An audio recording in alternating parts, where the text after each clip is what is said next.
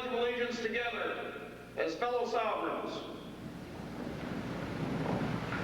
I pledge allegiance to the flag of the United States of America and to the republic for which it stands, one nation, under God, indivisible, with liberty and justice for all. And we'll fight for it. Please be seated.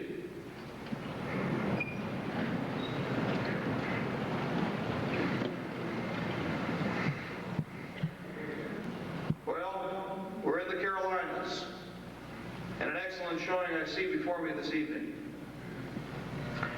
We've traveled from one corner of this nation to the other, from San Diego to the northern tip of Michigan to the southern tip of Florida, Louisiana swamps, and now here on the East Coast. You, my brother and sister patriots, are not alone.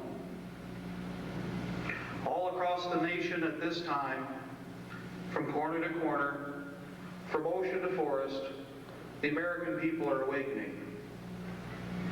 The New World Order, who we will call our enemy because they are, the internationalists, are now reaching for the prize that we know to be called these United States of America. It is sad that we should have to face these individuals, some who were born here in this nation, and who are committing acts of treason and sedition against the United States. My liberty teeth I bear with me all the time.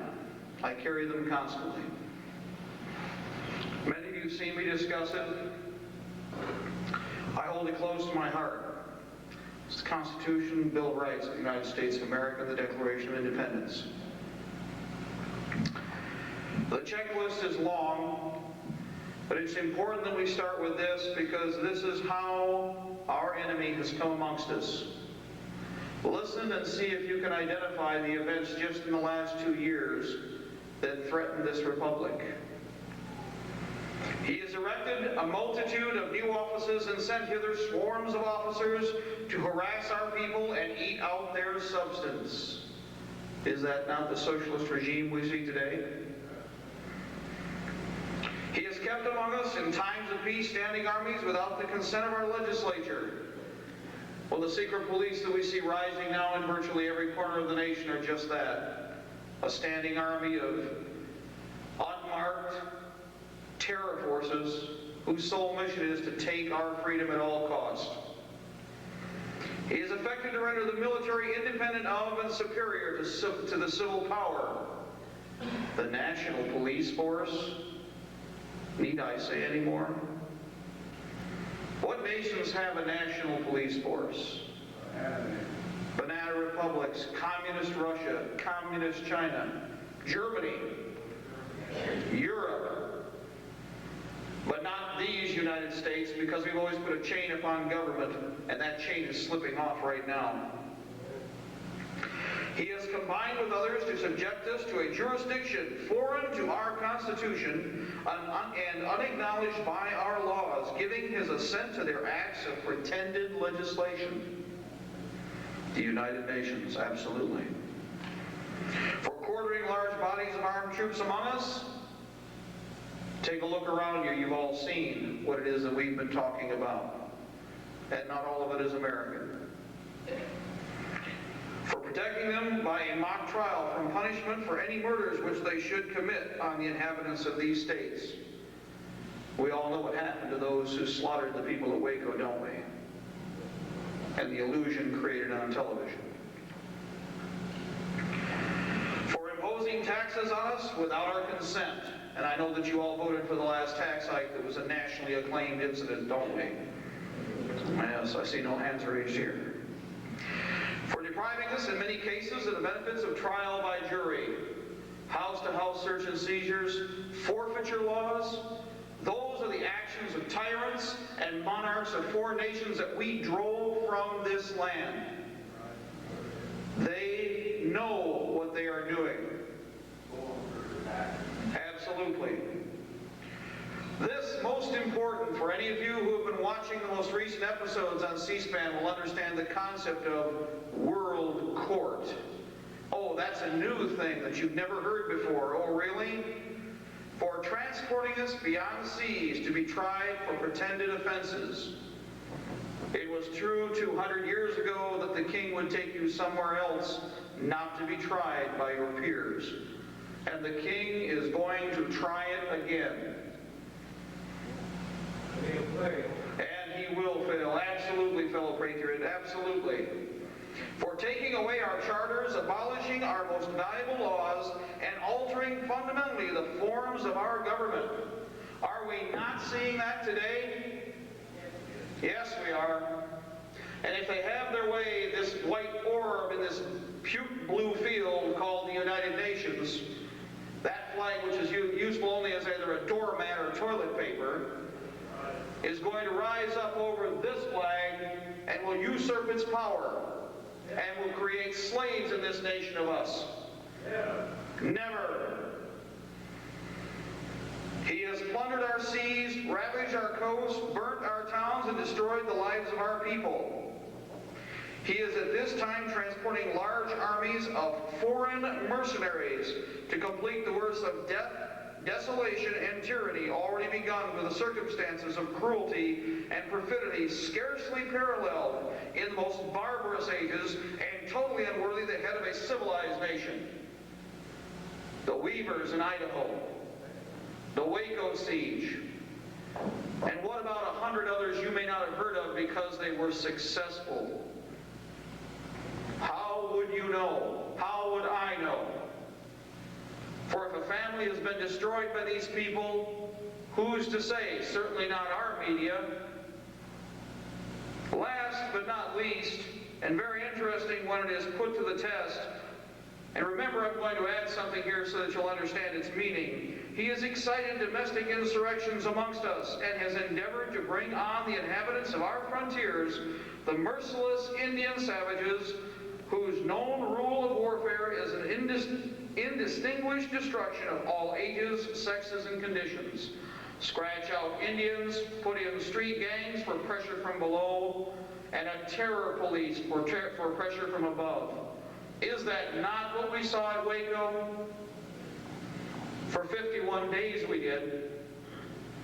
That action by itself, perhaps in this century, is the single most embarrassing moment in our time. We allowed this regime to get away with murder on public television, and it was murder most foul. Through gradual torture, through specific extermination, finally the use of chemical weapons against our own people, and in the end, fire to cleanse the crime scene.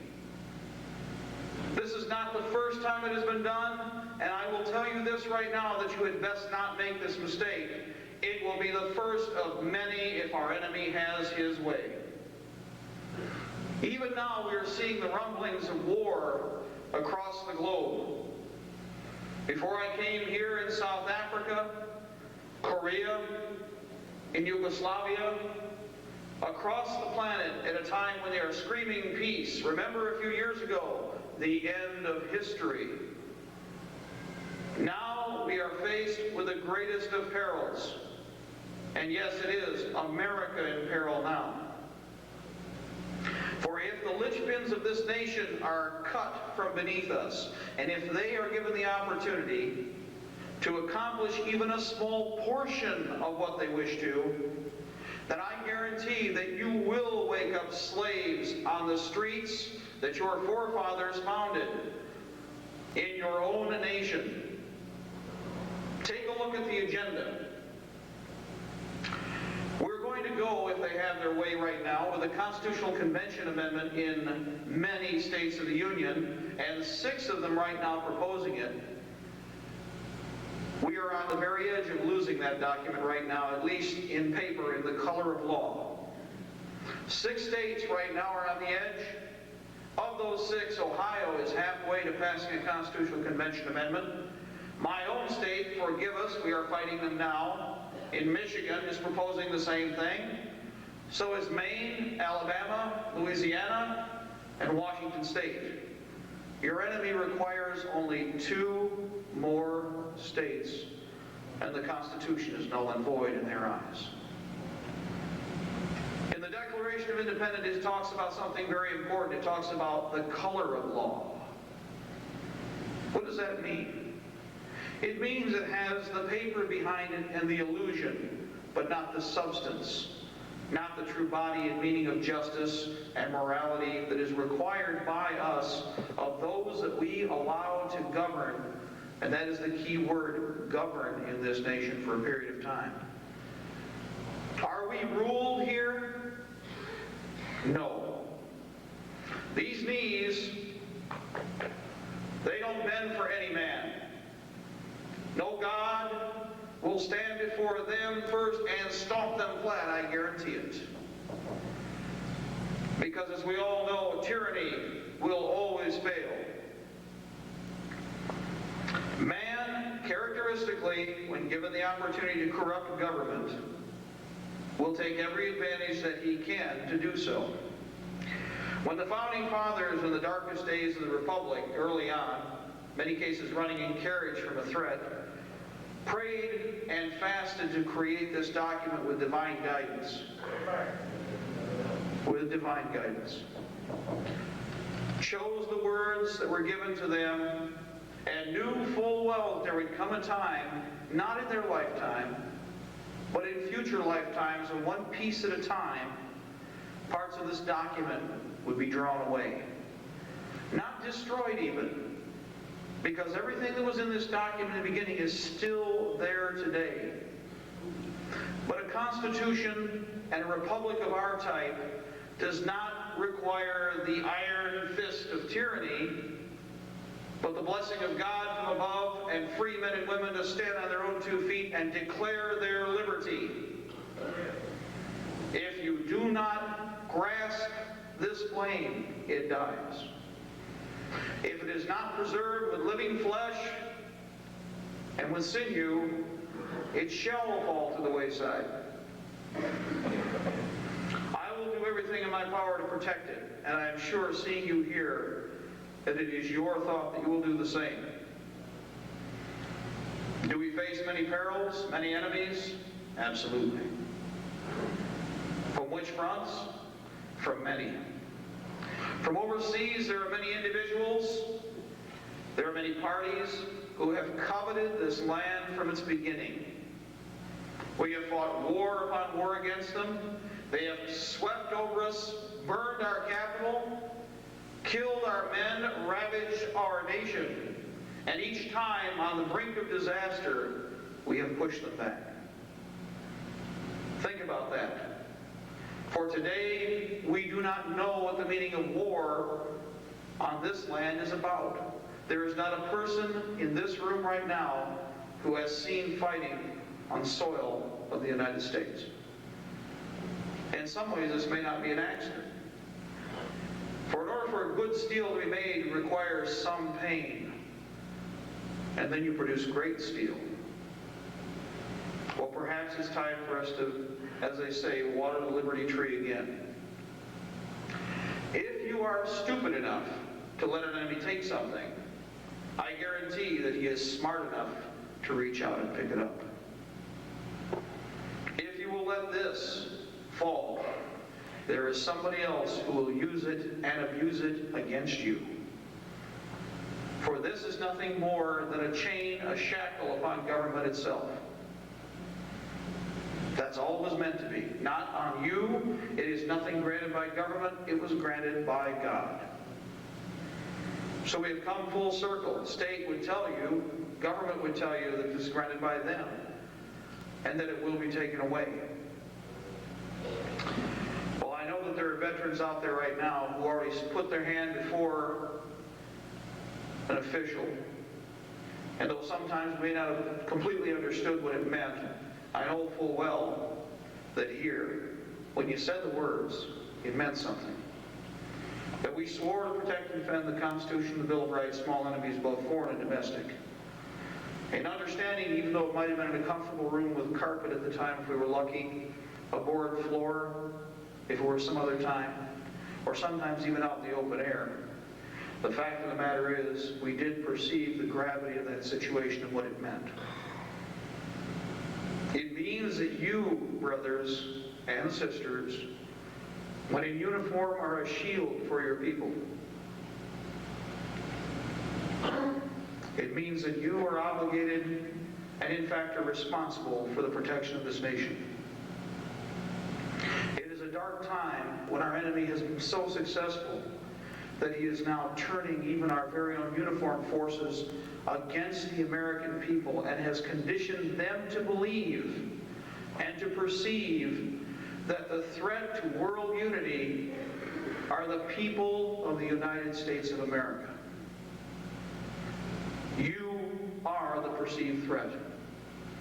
No other nation, if you won't, will stand up. No other nation on this planet has the capability to do so. Think about that. Any of you who've been in Korea, any of you that were in Vietnam, any of you that were in World War II, even in the Persian Gulf, all you need do is look around to the lands that you visited and you tell me that those people in any way, shape, or form are free. Every time we came across the border and you come back in, you know, you can feel it, you go, ah, don't you? Because you know the difference between watching people outside and how they have to suffer and how they have to kowtow to monarchs and kings, Pharisees, pharaohs, whatever, take your pick of terms, but the fact of the matter is they kowtow nonetheless. And that in this nation, you need not do that. Some people ask me whenever we say this, well, why would they possibly want to do this to the United States? Well, imagine, if you will, having so much wealth that you could not conceivably spend it in a day. Now imagine so much wealth not in a week. Perhaps so much wealth not in a year. But for these creatures, so much wealth that money doesn't mean anything anymore. That rather, if money is but a tool that you can acquire anytime that you want, then the next thing is this: power. Not to manipulate one life and have it snuffed out, but to be able to entertain themselves with bringing whole societies to clash one with the other. To play social engineer and exterminate some here, so that others might profit from another mechanism here, to stack even more dominoes higher and higher and higher, to create a bigger pile before they pass away. Your biggest enemy right now is greed and avarice. Bottom line. We sit on the brink of destruction because of this. The first thing that I would ask you to do when you see this is to step back. Notice I didn't say pick up arms first, but step back and look at this. For before you can pick up those arms, you are going to have to make sure that you know what you're fighting for and what you wish to accomplish at the end of that long road that we call war. We all know that it's not an entertaining experience. But we also know this, that we have no choice. In the last several months, and in the months to come, perhaps very short months, and perhaps not even a month, we have had lines drawn around us in all directions. Not just a line in the sand in front of us, or a chip I put on my shoulder and say, knock it off. But the firearms, which are just one line, are one of many. I hear children out there draw another line. I see ladies and gentlemen who are older than myself with gray hair that they've earned draw another line. What about your wealth? What little you do have? Draw another line. What about your property? Draw another line. So in reality, what has happened, because of their control of education, of health care, and everything else that they want to bring into one fist again, centralized total control, what has happened is you don't have to worry about trying to find the enemy. He's coming to find you. He's coming to eat your lunch. He's coming to take your home. He's going to take those children. He's going to try. That's the point. He will try. He will fail. For I have faith in the American. I have faith in the shield that we have created. How many veterans do we have out there? Yes, thank you.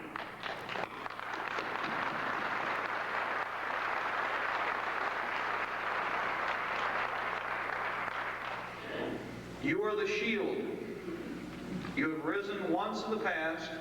Maybe you're a little slower now, a little older, but also a little wiser. We all know that conniving age defeats speed and agility any day.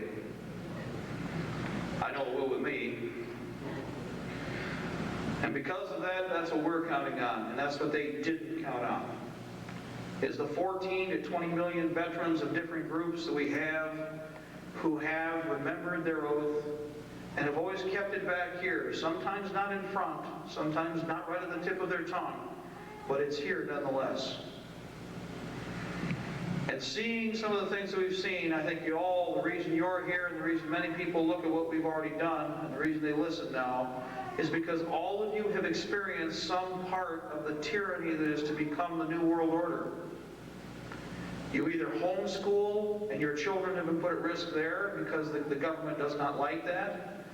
You may be a homeopath, you may be dealing with medicine on your own and doing exactly what the drug companies do, but for a lot less. You may be a patriot and you may be a member of the militia at large. Now, definitely a threat to the New World Order because the New World Order hates armed slaves. And it doesn't have any anywhere else. In the last 4 to 5 years, virtually every English-speaking nation on the planet has had major gun control and confiscation but one. Australia is finished. New Zealand is finished. Canada is finished. England is finished. You want to guess as to which one's left that they haven't been able to buckle over yet? Raise your hand again. It is us. Is it because they're worried about crime control that they're trying to take our weapons?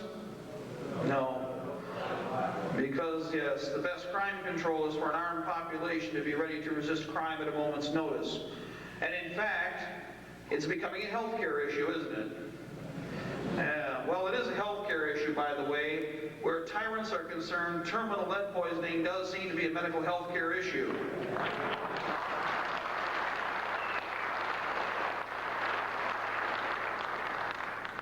And that is absolutely the case here. Oh, don't worry, I did bring some of my other liberty teeth that I usually do carry. One is a 120-foot rappelling rope. You know, with new math, we found out that you can get about 4 politicians for every 120 foot. Yes. Not all politicians necessarily, but there are quite a few that rank high on the list. And if they agree with the New World Order, and if they wish to participate, we shall help them along and they can go to the infernal regions ahead of the rest of their minions. That's right. Now, does this mean, of course, that we will simply be ruffians, hooligans, barbarians, and pirates? No.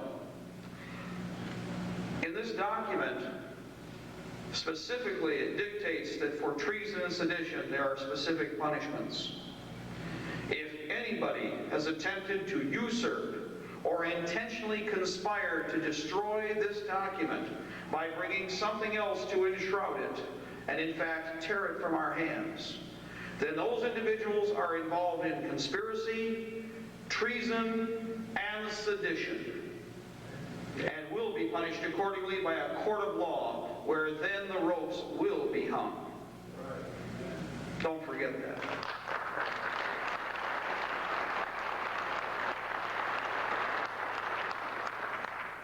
You will notice that it is very important that when I speak, something I do not say, and all of you have heard me before, I'm sure, in one form or another, but I'll remind you now. I do not say revolution ever. For revolution would say that I would dictate what we were just talking about, to cast out the government that we have. We have an excellent form of government. We just don't have anybody that knows how to fill it out. It's that simple. If you are not taught to use this, how do you know that it works right? You know the old saying, garbage in, garbage out. So we're taught all about what happens in Mogadishu, in outer Bandinavia, Slovakistan, you take your pick, but we are not teaching people about how American government works, how it's supposed to work, that it is a limited constitutional republic, that its purpose is to bring the people together as an entity, as a group, to govern themselves. First of all, we don't need professional politicians. Exactly. Some of the states that I've been in, for instance, when I was stationed in Arizona, Arizona had a part-time government. A lot of people ask, how would that work? Much more efficiently than ours does in Michigan. They have fewer taxes, they have less of everything. And they usually have one thing that everybody else doesn't have, more freedom. The government that governs best governs least. And that is what we will look forward to in the future. The fact that we must reach out, grasp it by the short hairs, and lead it back in line. And if need be, out it goes. If they will not listen, send them to Europe. Send them to Asia. Send them wherever they want to go, but we do not need them here. If somebody wants socialism, there's a lot of fine parts of the planet that are suffering right now, that have massive debts, that don't really know what to do because they're farther down the road than we are even. They made their decision. They're stewing in their juices. Holland is probably the best example, and I'll refer again here to many of our people that I'm sure are over the age of 50. In Holland, they've already admitted that there were 10,000 euthanasias last year that were against the will of the patient. In other words, what they're really saying is this: they murdered them. They were state-sanctioned murders.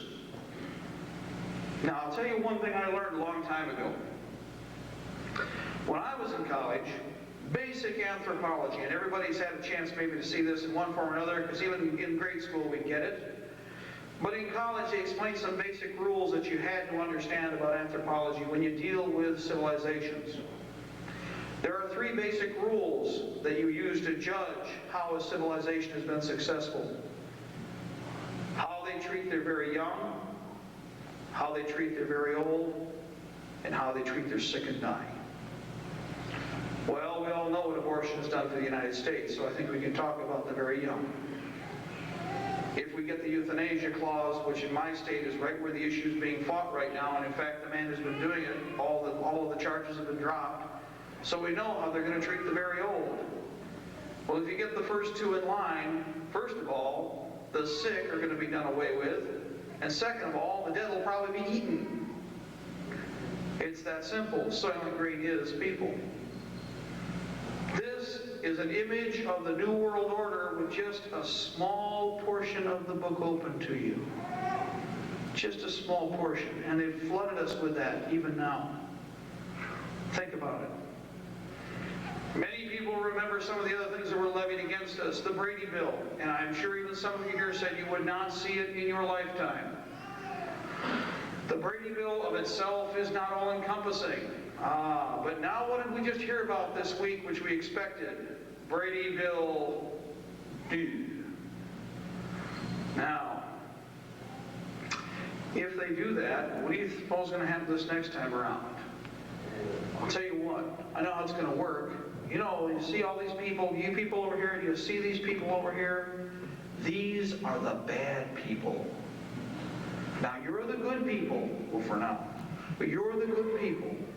Now, if you help us do in the bad people, we'll let you keep what we're going to take away from them, for now. Yes. Divide and conquer. Divide and conquer. Somebody said this many years ago, and I think you all remember it. Ladies and gentlemen, if we do not hang together, we shall most assuredly hang separately. And it is very obvious that our enemy in his greed and avarice has become ambitious. They feel we're so stupid that what they said 3 months ago and 2 months ago and even a month ago will be forgotten by us as they come back to serve us another helping. In fact, the other reason that they're coming back so quickly is because of this. This meeting, as I said before, is one of thousands. Happening in homes, happening in churches, happening in fields and swamps, on the sides of mountains with combat gear, but it's happening all over the nation, and it's happening with millions upon millions of patriots. We come from all ages, we come from all walks of life, we come from all groups, all ethnic groups. There are many people that I have met, some of them that are working with us right now, for instance. One gentleman is from Lebanon. His in-laws are all from Lebanon. They were just made citizens here within a few short years ago. You all know the history of Lebanon the way it is, and they've seen this before. They've seen tyranny march into the land and lay waste to it. What was interesting, during a series of conversations that were had here the last couple of weeks, the comment was made by one of our buddy's friends, well, you can leave anytime you want. You can go back to Lebanon. He goes, yes, we could go back to Lebanon. Our grandfather and grandmother are there now. We could live in the homes that they lived in. He goes, but I'm not stupid. If we go to Lebanon, it is only a matter of time after they destroy the United States that the rest will fall. For somewhere, at some point in time, the wave will catch up with you. And so this man, like many other patriots, has said that he will not run, he will not leave the United States. He is a citizen of this country. He shall fight for freedom here rather than there. Now that's important because that's a man who has seen lack of freedom, tyranny. We just came from New Orleans. A blonde-haired woman, about 5 foot, came up to me with a ponytail, a little older than I am, with her husband, and with a little bit of an accent said, I have seen all of this before. She just left Russia 10 years ago. She said, everything that I see happening in this country that you're talking about is exactly what we had and still have in Russia. And I ran from it, and it's here with us now. There's no place left to run. Well, brothers and sisters, fellow patriots, there is no place left to run, but there never was. Think about this. In 1775, name me one other nation that was even resembling what we were attempting to build. And for the life of you, if your life depended on it, you could not name one. In 1775, a gamble was made, and we threw down the New World Order of the day, the British Empire. We broke away from it. An all-encompassing entity in which the sun never set upon. Where around the globe the British flag flew and the Queen or King held an iron fist over all of its people. Well, at that time we were alone. You know what? 20 years later we were alone too. And 20 years after that. And even today, while we've affected many in this century, and we've brought them a little closer, we still can't make any of them free. Freedom is earned by the people of that nation. They earn it themselves or they fail. You cannot fight to give another person freedom. It is not possible. The flavor of that experience is not the same. The taste of what you might try to call freedom is not the same because there isn't that same hardship. It is not cherished in the same way. And so the people of the planet purely do not understand in many cases. And those that have tried, have we helped them or have we helped to destroy them? How many friends did you know overseas that were betrayed by the government that we had at the time, perhaps? Some of it knowing, some of it not knowing. There were men that I worked with when I was in intelligence from Iran. In 1977, in 78, when I left them, they were leaving us for the last time. The Shah was collapsing. You saw many pictures, if you have to be reminded, of them executing all of the individuals who were with the military that they could identify. Those men, knowing full well what they could have stayed to possess here, left to help their nation to return home. I know for a fact that they must all be dead today, for they were men of their convictions. Well, now we get to take our choice. We get to decide where we stand. I hear the tromping of boots down the street. Don't you? I've seen the black uniforms. I've seen the ski masks with just the eyes. You tell me what the difference is between somebody coming to your door at 3 in the morning when you're half asleep and your wife is half naked and your children are screaming, when some monster in leather busts through the door and drags you out and throws you into a black truck or a black bus never to be seen again, and somebody in a black ski mask with a black uniform doing the same thing at 3 in the afternoon. The color black is very important because it stresses evil, shadow, darkness. Is that the image that you want the United States to represent? Is that the image that you have helped to represent in the past? No. I have worn the uniform of the United States military proudly. I have worn the uniform of our militia proudly. And I swear that if need be, if I see these people before me, I will fight. At all costs, any place, I will fight. And a blue beret, heaven help you if we go down the street in a restaurant and I see a blue beret tonight. The war starts there. It's that simple. No matter where the battlefield, no matter where the location, that person will not walk away from me. That beret will be mine. So I would say also of any UN flag that we found flying, trust me, when cut properly, they make a fine roll of toilet paper. It's the best way to utilize them. And send them back to the owner with a message.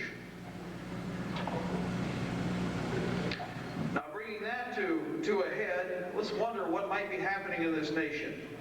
What are those people that are aggressing against us doing? Well, I said we've traveled quite a bit. We've seen much more perhaps than maybe some of us would want to. But ignorance is bliss. And I'm certainly not blissful. In the New Orleans area and through the south into Mississippi, large numbers of military equipment are being brought in by the shipload now. Russian ZIL-131 trucks have been embarked or debarked in the Mississippi area Gulfport for the last 2 to 3 months. Even as we left, yet another shipload has arrived.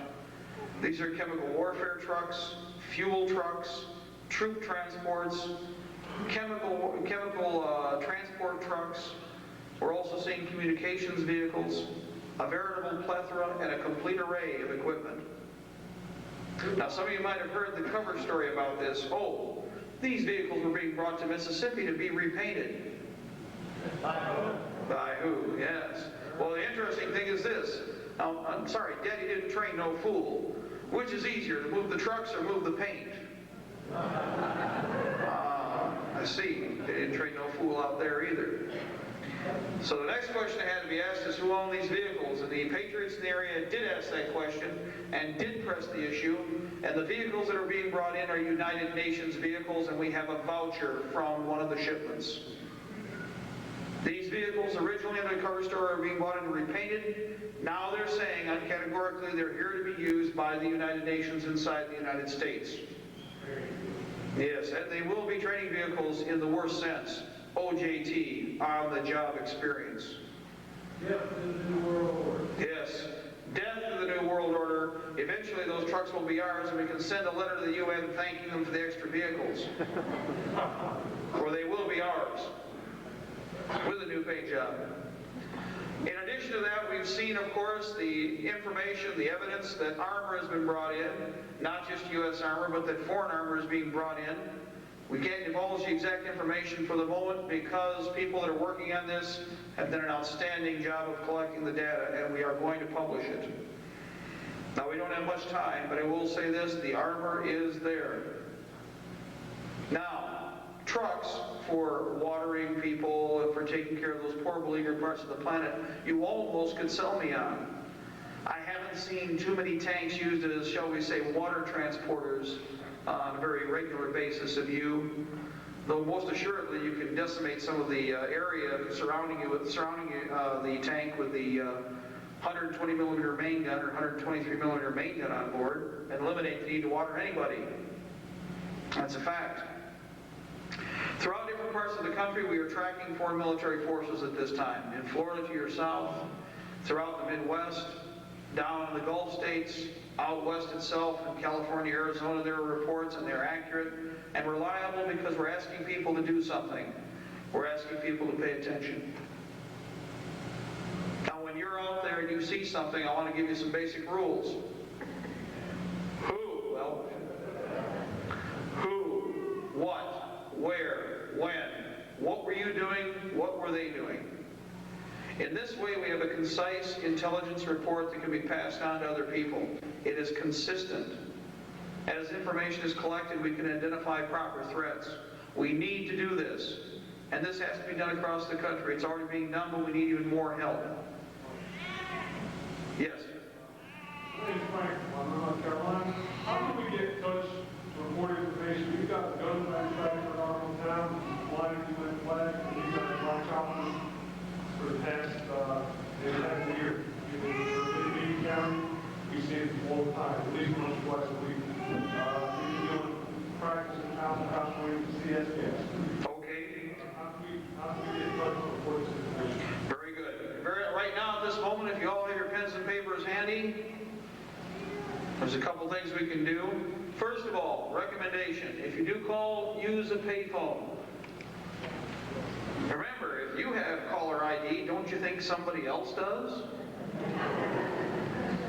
So it's very simple. Walk away from your home for a few minutes, plan it as part of your next excursion to the grocery store, pick up your phone, and call 1-810-332-1974.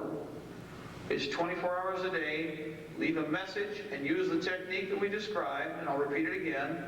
1-810-332-1974. This is for information transfer, not just incoming, but also outbound. If there are things that are urgent that we have, anytime that anybody calls, we usually pass that information on. And we can also send data out. The reason for doing this is, of course, interfacing, but not on the level of some people. You people need to know who you are. I don't. That's why I said, if you can, use a payphone and make it very crisp, concise, and to the point. If you would like to communicate later, yes, we will stay in touch with you. Remember that how we are going to fight is very important here. As is obvious, they have a lot of technology. But this isn't a pimple war that we're looking forward to like Iraq. It's not a campaign like Panama, because number one, the IQ of the average American citizen is a tad higher. Number two, our combat veterans are a tad meaner. Remember, most of the ones that are the combat veterans are the ones who originally taught any of the poor fools that are going to work for the New World Order. And we were meaner, nastier, and real rotten when you cross us. One rule, the Japanese found out the hard way, didn't they? Remember Admiral Yamamoto, the flagship, what did he say after the bombing of Pearl Harbor? I fear that all we have done is awoken a sleeping giant and filled him with a terrible result. For the giant's moving even as we speak, and the government is not needed. We don't need centralization to do this. And in fact, they realize it now. As the government becomes so burdensome and so terrifying and so deliberate in its actions against people, eventually the people realize that that regime is not the government for them. So it is true today as people realize the volumes of secret police that we're seeing. Do you know that even the post office has a SWAT team? Somehow I can picture them, you know, black shorts, black tops, with big black leather bags, with Mac 10s, and Pasget helmets, mail must go through. I mean, it's one of those things where I can understand why law enforcement has a tactical response team. But it is a way of concealing numbers. In Appeal 100-690, it talks about arming and allowing to be armed postal service employees so that when they come to your door, they could immediately arrest you if they see something else going on. Now, why would they do that? Well, the fact of the matter is this, that initially they thought they had the American people so hornswoggled that anybody in a uniform or anybody you give authority to would probably be part of the new regime the way it is in communist China or Russia. For an extra loaf of bread, we'll turn in this man here. For a crust or a rind of fruit, we'll turn in this person right here. For a little extra vodka, the person in the third row. But that's how they think. And in fact, they cannot perceive of people resisting them because they wish to be free and they're not profit motivated. That's a problem. Because most of the people that they have manipulated throughout history, and in fact I've experienced quite a few of the different personalities, are based on a totally different concept from the American people and how we have formed ourselves, how we've been educated, what we've intended to do with our lives. We're the most generous people on the planet, and that is a fact. So much so that we will go anywhere when need be to help. And we don't have to have our arm twisted either. If the government wasn't doing it, there are people who did it by themselves, and I can name many. And it didn't require a vast government mechanism to do so. In fact, let me point something out here which is very important because this is part of why you are the perceived threat. This is your document. Why do you think, back when I was in the military in the 70s and into the 80s, why do you think terrorism came about? Do you think it was to agitate people in other parts of the planet? The primary target of terrorism were Americans. Because Americans were feeling their oaths and getting out there. And when Americans go out, yeah, we don't hesitate. We do talk to people. A friend of mine said when he went to Mexico, he sat down with a barber. The guy could speak a little English, he could speak a little Mexican. Everybody got along. We are the best ambassadors of our form of government anywhere as individuals. That's why we had to be contained. That's why terrorism was invented the way it was invented in this century. And is not typical of anything else that we've seen in the past on a regular basis. There have been aberrations like this, but they've been few and far between. Because if we were not afraid to leave this nation, think about what happens. We go out and show you how to promote this form of government, that hockey pucky that we call the United Nations could not be sold. You couldn't push it. How can you sell a crock of garbage like communism or socialism or fascism when you have this to hold up to people? Do you see how that works? On the other hand, as I said before, cut the slats off from underneath the American people in this document, and what does anybody on this planet have to use as a litmus, as a guideline, as an indicator of how things should be in their government? Garbage in, garbage out. So we've come full circle, and once again, we not only get to be our own ambassadors, but we get to be our own army. It's going to be a long and arduous struggle. It's going to cost us resource, time, and a lot of people in many cases. And that right now is what's got me pissed off more than anything else. Because I cherish life, and I cherish our people. It is the tradition of the West to value all life. Big, small, young, old, makes no difference. Look at how perverted the mechanism has become and who again it perceives to be the threat. My grandmothers and my grandfathers are now the threat. Yeah, you know. Yes. That perceived threat, because I will tell you a little secret. When they rewrite the history books and the New World Order takes over, when the Iron Fist is in control, they will rewrite the books and there will be too many people around who will know that it's wrong. Do you see the problem? For many of you are walking history books. You're very old are the people that you should be listening to now. They are priceless. They are precious because unlike the books, they were there. Do you see the difference? Do you see why they're dangerous? Do you see why later on down the road you will be perceived as the same threat? Because as they twist us farther and farther and farther to the left, so what will happen is it will come your turn. So this isn't a threat just against Grandma and our great-grandmothers and all of our great-uncles and aunts. This is a threat against the entire way of life of this nation. I think it's right back full circle, this National Healthcare National ID Card mechanism, which I call the National Healthcare National Death Sentence Program. You all saw him do it, didn't he? Showed you the card right in front of everybody. That's right. That card's mission was to show you that, like a Star Trek The Yuppie Generation, it is futile to resist, you will be absorbed. Okay? Like watching the Borg, that you might as well all just roll over like a bunch of armadillo, flat on the road. That's right. I have no intentions. First of all, I don't know how to do the armadillo. Second of all, if I did this, it's because I got one over top me and I'm sticking a knife in him before I can roll him over and take what he's got and use it. I have no intentions of rolling over plain dead, nor in any way, shape, or form allowing somebody else to butcher me or slaughter my family or my fellow patriots, my citizens, my people. What they do to the least of us, they do to the greatest of us and all of us. Waco showed us that. The healthcare program shows us that. An interesting thing that came out of the healthcare program, which I thought was most fascinating, is they stated, in very quietly small letters by the way, that they want to see a 30% immediate reduction in the population of the United States. Yes, the plan. Now let me ask you something strange about that. If that's the case, who are the 30% they're going to get rid of? Well, that'd be a start. That would be a start. The problem is that that's not how it's going to, if they had their way, that's not how it's going to work, unfortunately.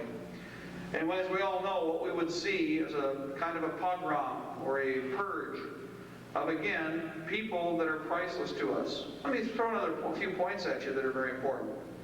They've been eroding our industrial base. How have they been doing that? Well, of course, we all know the economics that they've been using and how NAFTA is now taking more and more of the businesses out of the United States, contrary to the propaganda. You can't lie to me. I've been in the South. I've seen Mississippi. I've seen Alabama. I've been Louisiana. I've talked to the people. I've got relatives down there. And towns and cities that were vibrant 2 and 2.5 and 3 years ago have whole neighborhood blocks of storefronts empty now, because the businesses that were there have been ejected across the border because they were the closest and they were the first to go. 3,000 jobs here, 4,000 jobs there. This creates more and more of a burden on us. But what else does it do? Well, I'll pull back my liberty teeth here again, and I want you all to remember something that they put in here. It had to do with skilled trades, or in other words, artisans and craftsmen. That did not mean Maplethorpe and Pischrist. What that meant was Bridgeport and Bluebird, as in machinery and mills and skilled craftsmen. Who was it that helped to put this into this document? George Washington was one. And the reason George was there to push it is because you ever try to fight a war without weapons? You ever try to fight a war without shoes? Without uniforms? Without the bare essentials to keep your men and women alive? Well, they did. One of the founding fathers said this best, and Thomas Jefferson repeated it also, that the coming generations would never fully appreciate the hardships that the founding generation had experienced. And so from that point on, something would be lost when it was passed on. The best image, which is still the one that I remember the most, and is driven into my mind, bloody footprints in the snow. To walk without shoes, and to be willing to fight if need be in that condition. Knowing what winter warfare is like, and what a cold, bitter experience that is, well prepared. Imagine what it was like to be wrapped in rags and to still ignore your pain and forge ahead. To face military forces that were well fed, well equipped, and had come from major military victories in Europe. They stood against the best the planet had to offer of the British Empire. Not only were they able to persevere, but you sitting here demonstrate that they won. I think that if they had the capability to do that in their pain, that we might have to and should be willing to do so ourselves. And that's why the skilled craftsmen, that's why this thing was incorporated, because they knew also, our founding fathers, that we must have the industry. And so that's another reason that Grandma and Grandpa and Uncle Fred and your dad, why they are dangerous. Because anybody who understands industry knows it's not just the machinery that makes a nation, it's the men and women who run the machinery.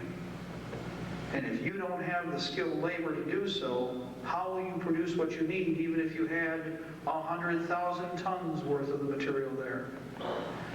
If you cannot set it up, if you cannot use the equipment, where are you then?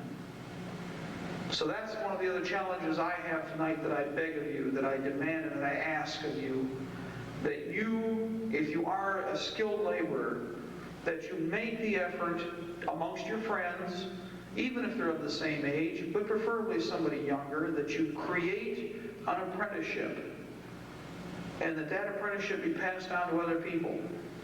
It could be something as simple as metalworking. It can be something as skilled as tool and die. But these technologies are needed if we are to build a strong nation and maintain a strong nation in the future. The enemy knows this. Why do you think NAFTA came about? In order to cut the slats off from this nation, one of the legs has to do with industry, and that is fleeing almost like critters off a dying carcass along the road, running in all directions, looking for cheaper markets. That was the other reason we had trade control in the United States too, and again, it goes right back to this document. We had to control our border in order to maintain our industry, because where the merchants are concerned, in many cases, their patriotism is only as long as their dollar. And we all know where the dollar went, overseas. Case in point, this upcoming war in Korea. Anybody here that's a Korean War veteran knows exactly what those words mean. Chosin Reservoir, yes. Incheon, and a variety of other places that most of us, I'm sure, would rather forget in many ways, and for quite a while it was called the Forgotten War. Well, why was it called the Forgotten War? It was, on one hand, a success for the United Nations and for the New World Order crowd because they got us into it, but it was not a success because the American patriots who were there did not lay down the colors. They stayed American. For them, the international effort was something to experience for a period of time and get away from. Leave. And we did, but we were still stuck there. Well, in this Cold War experience that we've had, we have now gone full circle. And virtually every nation that was part of the origin of the Cold War, as they like to call it, or we might call it better still, the second phony war, because we never won anything in it. Show me once where we did. I'd like to see that. Korea, only because of the commander-in-chief, was secured because somebody didn't tell the United Nations what he planned on doing. And when MacArthur went into the Incheon landing, he didn't tell anybody. That's why he had to be fired. Had he not done so, it would have been a bloodbath in the 50s for American forces pushed off into the Straits of Japan. But instead, because of his innovation, we cut the Chinese forces in two. It became an American victory in a way, because we at least got a South Korea out of the deal. But let's go a few years later, another decade, which is put all out of perspective. Do we have a South Vietnam today? No. In 1975, we all know what happened to them. We made them a highly technical army and dropped them into the depths. Did we do this to other countries? Almost assuredly. I mentioned one again, Iran, which we built up and then pushed off into the abyss. Yes, urban renewal. Yeah, exactly. With all the projects that have gone forth, every nation that has been a north or a south or an east or a west divided, if you'll notice, has disappeared. Do we have an East and West Germany? No, that illusion's gone now. It's no longer needed. North and South Vietnam were dissipated as quickly as they were created. Almost all of the other countries that were created have been absolved. Yugoslavia, which is now Bosnia-Herzegovina, Croatia, Serbia, and Macedonia. Now we come full circle 40 years later to the Korean Peninsula. And what better plume, what better slap in the face against the American people than for us to go back to a war again and to fight a major engagement, but this time to bow to the New World Order and to surrender the flag that we might become United Nations troops. For that reason,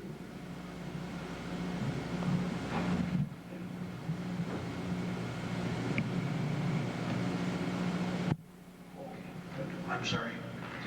Because of this, we're now seeing with this full twist, the Korean Peninsula become yet another experience for us. I'll remind you something. It doesn't make any difference which side wins. Isn't that a scary thought? But for the New World Order, this is absolutely true.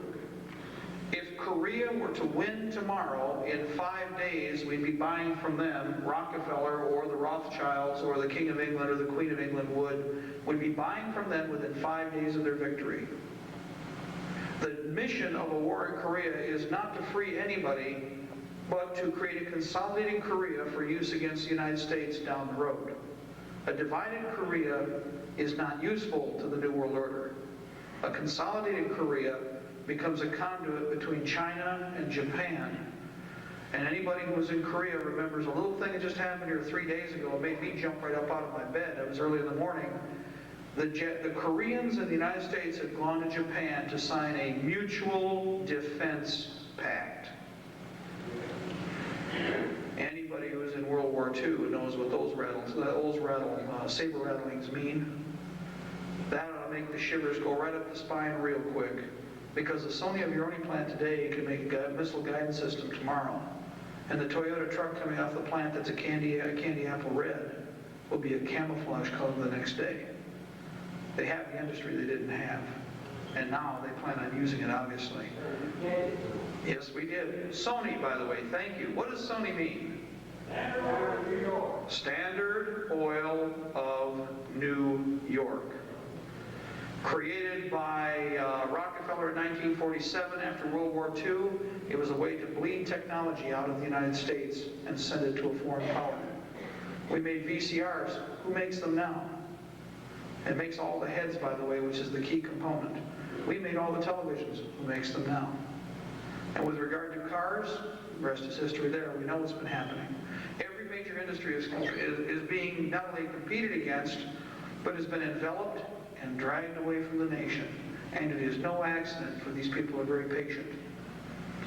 With that word, what's been asked, and I think if you'd appreciate it, I'd like to take a break. Would that be okay? I imagine, because I'm long-winded sometimes. So if you would, we'll all take about a 10-minute break, and I'll come back, if that's okay. If you want me back.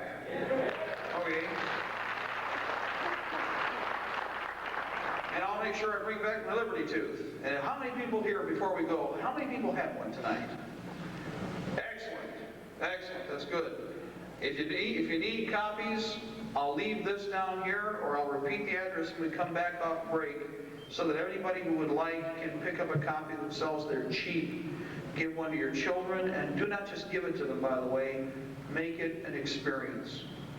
Talk to them about it when you give it to them. Don't just throw it in the kid's bedroom. You know how things disappear there. It's gone. Okay? Thank you very much.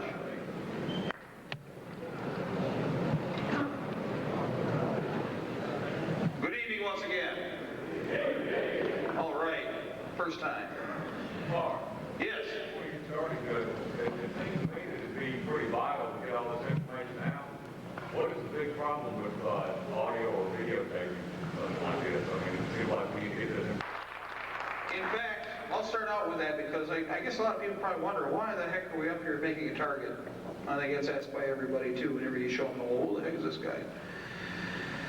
When when we started this out, first of all, as you all know, as an intelligence analyst and as a counterintelligence person, I wasn't exactly trained to stand out in the middle of a field and wait to get shot. Just the reverse. We were trained to stay in the shadows and working with special forces. That was one of our areas of expertise, staying out of the line of fire. But as I've looked into this, and especially in the later days, we were much more involved with this fight to try and stave the tide of the New World Order, and with all the different creative things that we put together in the late 80s. By 1989, it's very obvious that a lot of people were involved, but nobody was willing to stand up and say what needs to be said. So what I did is, after having several confrontations with individuals inside the government who stated that I really didn't need to know about what I was asking about. And that the only thing I was asking about, by the way, were the common laws that we've already described, PL 100-690, many of the other guidelines and UCC codes that are public information that must be provided by your politicians when you ask for them. The problem is that we were asking the right questions at the wrong time. And in seeing that the activities were culminating in a series of progressive events that were rolling closer to us, I decided that we had to stand up, that somebody had better stand up. And we talked to many people about that. And many people, I'm sure even here, still think, ooh, this is awfully dangerous. Well, in some ways it is, but in other ways there's really nothing to fear. Number one, what is the alternative? Exit. That's right. If we do not stand up, who will? Nobody. If people who have decided to be moral do not stand up, trust me, the immoral will stand right in behind you right away.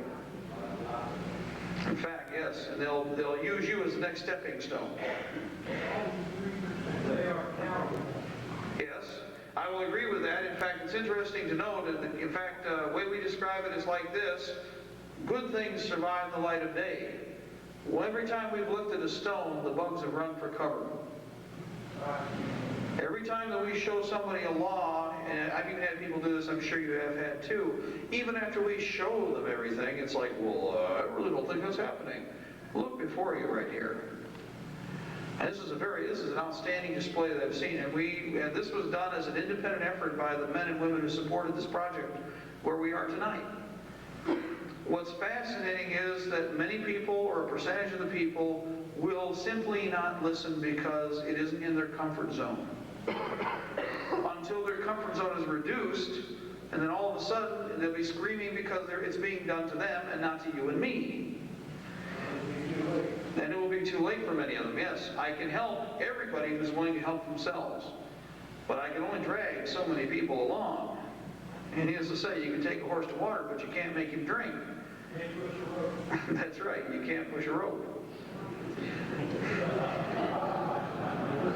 So what we experienced is in going around the country and talking to military associates and retirees and a lot of other people, is that we were going to have to do something. Any of us who are experienced know, and there was a number was alluded to here, 3%. In the original founding of this nation, only 3% of the population actually did the fighting. 40%, it was a 40-40-20 split. 40% were in favor of the revolution. 40% opposed it and were Tories. And 20% could care less. It had gone either way, and they did. It's the 40% that counted. Not everybody will fight, but many people can do many other things, as I described earlier. Manufacturing, medical support. What about the partisan? Just a common person who, when you show up on his doorstep that you've known for years, might offer you just that glass of water that you need and won't say anything. Or will turn a blind eye when you have to stay in his garage for the evening. Or when you're traveling from place to place, gives you that extra meal that you need to stay alive. Those are important missions because they're your eyes and your ears. And no, they may not have all of the courage and be as courageous as many of the fighters that are out there, but they'll serve a mission also. And for each person, there'll be a degree to which they can rise. Not all of that is dishonorable. For each person, there is a different job. There are many Christians, and I know you've experienced this too, who said, well, I'm not going to do anything. I'm just going to let it, whatever's going to happen is an act of God. Well, I don't agree with that. Number one, as you all know, that liberty tooth that we have here was granted handed to us by God. It is a gift to us to preserve.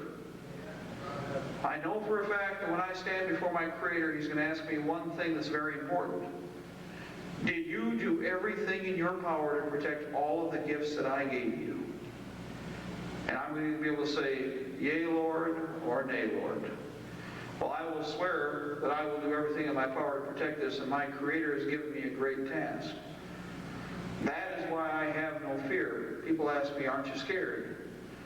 A little while earlier, my greatest fear is that I wouldn't get things done soon enough. And in fact, it is still my concern that there's always something more that has to be done, something more that I could do. Never enough time for everything I'd like to see accomplished. And that's why I have to count on the Patriots, because no man, no single person, it has to be the whole people in order for this task to be accomplished. Think of it this way, that in the past, each one of our generations has been given this opportunity to make this decision. Is that not true? Is it not the fact that every time that a new progeny has come up, every time that we've brought new faces amongst us, these youngsters have all been given the choice. If properly educated, they make the right choice. Unfortunately, in these last couple of generations, there have been failings. And watchmen, we have been asleep in many cases. Some, again, simply because garbage in, garbage out, we didn't have all the facts yet. But watchmen asleep on the wall, nonetheless, we must now make up time. I know for a fact that there is going to come a time when we will have to use force of arms because we will have no choice, not because we are aggressors, but because if you have something good, the enemy will come and take it. Are all of you familiar with the parable of the shepherd, the good shepherd? Remember the little lamb that was lost? You all know it because it's been repeated to you 100 times. Well, put it in perspective. As you all know, one of the lambs had strayed from the rest of the flock, and the good shepherd knew that this had happened, so he sought him out.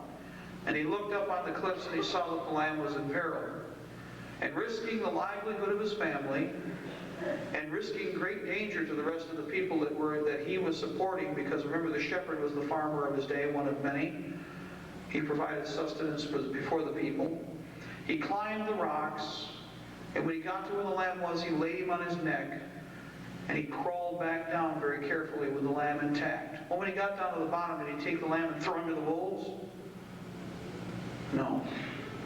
So let's finish the rest of the Good Shepherd story, because this is the perspective that most people are not taught, because many of our shepherds are right now not doing their job. When he came back, he brought him back to the rest of the flock, and all were as precious as the one. Well, a shepherd in those days, and even today in many parts of the world, he's still the same. Shepherds haven't changed for thousands of years. When he gets back at night, the shepherd would lay amongst his flock, and he would find a place where there would be a hollow, 3 or 4 walls or more, that would create a safe zone, a place that was hard to get to, and the sheep would be huddled into that area. And it could be small or large.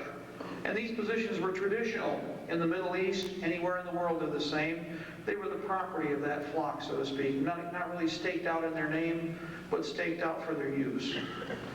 Well, at night, the shepherd had a fence, of course, already established out of stone as a kind of corral on the one open end. But there'd be no gate. He was the gate.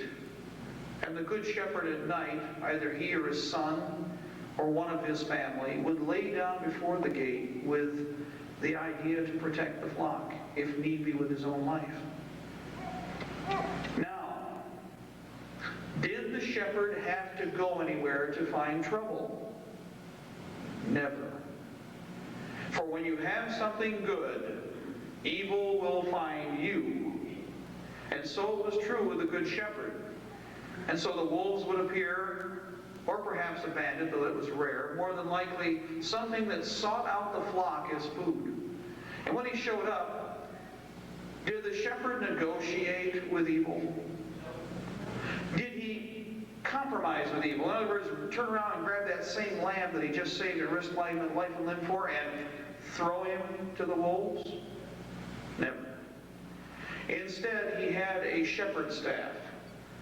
And the mission of that was, of course, every once in a while to pull the sheep in line. But more importantly, it was to beat the snot out of the wolves that showed up and kill them if need be. And that was his objective. It was his job. If he did not succeed in protecting the flock, he was not a good shepherd. In fact, as we all know, just like any other business, if you don't take care of the sheep, you have no business. In his case, that was absolutely the truth. And so that's the rest of the parable that they don't want to explain, because the term good shepherd is very important. It means being willing to risk all. It means being an authority. It means being obligated and responsible, committed. That's the good shepherd that nobody wants to hear about. It's nice just to risk yourself, but what about down the road? We must be able to build and we must preserve. So the good shepherd's doing his job now. And in fact, there are many good shepherds I see before me tonight that I'm sure have their own flocks to take care of.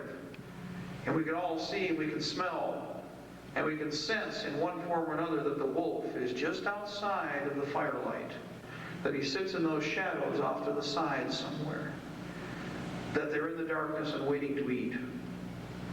And that not only are they willing to eat and just simply take what they need, but they will take more than they could ever possibly consume. That is the reality of the evil that you face today. That is the way evil is and always will be. It has never changed. Not in 4,000 years or 5,000 years, not in 100 years has man changed at all. And that's the other beauty about this document. That's why this is a living document that has not died. The only thing that's changed are how they've mutated components of it through interpretation, which is not correct. Because the common law is written in stone and has specific guidelines. Example of what you're living with today actually is something that is described in the Bible also called licentiousness. Are you remembering that term? You've heard it before, but you don't hear it in the pulpit anymore either, do you? Because probably every one of you, if you're reaching your back pocket, have a driver's license. A license. Without that license, you do not travel. But is that not guaranteed here? So how did you get that in your back pocket? Well, just a real quick brief, what happened is somebody was trading in commerce. Legally, the government can, of course, tax commerce. It's the only tax government really is allowed to have under the constitutional law that we had. What they did is progressively went a little farther and a little farther, and it went past commerce, and it went into every one of your homes. And now, all of you are licentious. But it took a little bit of time here and a little bit of time there. Gradualism. That's also called Fabian socialism, by the way. You see, let me give you an example of that, something else that comes to mind, probably the best one and the best way to keep you in perspective here. To make people reinterpret what they should believe in, we have to change and create new definitions. Now, whenever I say fascism, people see the swastika, don't they? They think, right. Well, what is the actual term for fascism? National Socialism. Okay? Well, that's the one extreme. Well, here's the other extreme. Communism. Communism is social communism. Social communism. Well, obviously, you're not with one or you're with the other. You must be in the middle. Okay, well, what's in the middle? Socialism. In fact, the actual term was Fabian socialism. Anybody here know what the symbol for socialism is? Thank you. Not a single person can raise their hand because we've all been indoctrinated with the swastika, with the hammer and sickle, but all of a sudden the thing in the middle doesn't have a face, doesn't have an image. There's a reason for that. That symbol in the middle is the big brother Orwell was talking about. What I like to describe it as is a smiley face with fangs. Think about it. Warm fuzzies. Well, in reality here, Orwell made a comment, and in fact, I will make sure that I try to be as accurate as I can. Normally it's quoted this way: imagine, if you will, a Buddha on the face of humanity forever, stretching on for as far as the eye can see.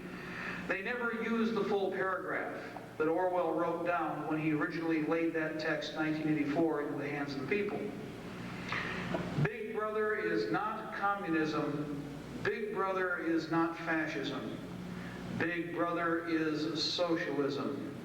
Imagine, if you will, a boot on the face of humanity forever, stretching on into eternity. What's Hillary's health care program? So, what is the confiscation of our arms, and why do they need them? Because socialism will prevail. That's right. They have to buy it back. Here's some food. That'll last 2 days. You know. Well, the point is that, again, it's putting perspective what we are facing, the true threat, and what it's all about. It's the same old enemy, because now I'll add another bit to the formula. Socialism won't last very long at all. It's already being destroyed in Europe intentionally. Socialism's mission is to take what vestiges of freedom, no matter what variations they were, that were in any of these nations, and bring them back under the fist of the monarchies. Example, right now, where you sit, we're in a part of the country that at one time was possessed by any one of 4 different monarchical states. Any one of them could be perceived to be your owner, your matriarch, patriarch, whatever they wish to use, your monarch. Guaranteed, though, that there's somebody who hopes to have that crown for themselves here in the United States. Those are the traitors that we're dealing with right now. Those are individuals who would see themselves as kings and queens over the American people, who look at family lineage. Another little thing in this document here that's very important. Is anybody familiar with titles of nobility? There shall be none, thank you. And yet there are people who would perceive themselves to be such right now, and if they have their way with the destruction of this document, may become like gods on this planet. Monarchs. Life and death with a stretch of a hand. This man will die tomorrow if they have their way. So this woman, so that man. With a stroke of one little finger and a bad indigestive tract that day. He doesn't feel good. Maybe you should all die. That's the difference, and that's why we put those chains upon government again. Now comes the tromping boot. And you all hear it, as I said before. But now you can see it a little more plainly, because focusing on different points, it's understood more about what its mission is. I've talked about them in the past, but I want to touch on them again today, because now they seem more real, especially when you're seeing them in your own newspapers now, aren't you? The MJTF police. Does anybody doubt that it exists? For now, you've all seen it. FinCEN, the Financial Crimes Enforcement Network, has such a vast computer database at its disposal now that it can tell you who your neighbors are, it can tell you what their income is, what their daughters' and sons' names are, what cars they drive, what firearms they own, and all in a matter of seconds, if not minutes. This is the reality of Big Brother with his hand reached out, almost grasping our throats. The MJTF police, by the way, does anybody remember its motto? They are the velvet glove on the iron fist. Well, I don't care who you are. Daddy didn't train no fool, and I know for a fact that even with the velvet glove on, the iron fist still hurts, doesn't it? Ouch. So then what does that mean? That means, as our enemy has used in the past, illusion. Illusion opens. The velvet glove appears pretty. May even seem desirable. Wouldn't you want one in your neighborhood? Till you find out what's underneath it. The next step is something new that you may or may not have heard of, and I want to make sure we cover tonight also. The Directorate of Central Law Enforcement. Is anybody here familiar with it, or have you heard of it? The Directorate of Central Law Enforcement is a new creature which becomes an all-encompassing umbrella around all agencies inside the United States in cooperation with foreign secret police. It was created by who? By Al Gore. You know, Al Gore. It's like Igor, only a little different pronunciation. Al Gore. Well, Al Gore, by the way, while you were all busy watching the Clintonistas, Al Gore was busy formulating his own project, and should actually be looked upon perhaps as the Molotov of the United States, or the Himmler of the United States. He has been consolidating and drawing in through strings of tyranny many agencies to come under one iron fist. an even greater force than all of the others combined. The FBI, the DEA, the ATF, the Customs Service, the Federal Marshals, the Postman, and everybody, all under one agency with one authority.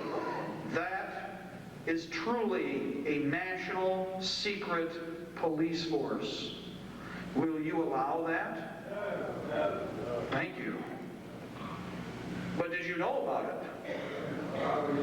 How do we stop it? Well, first the rock needs to be lifted. And we must inform people.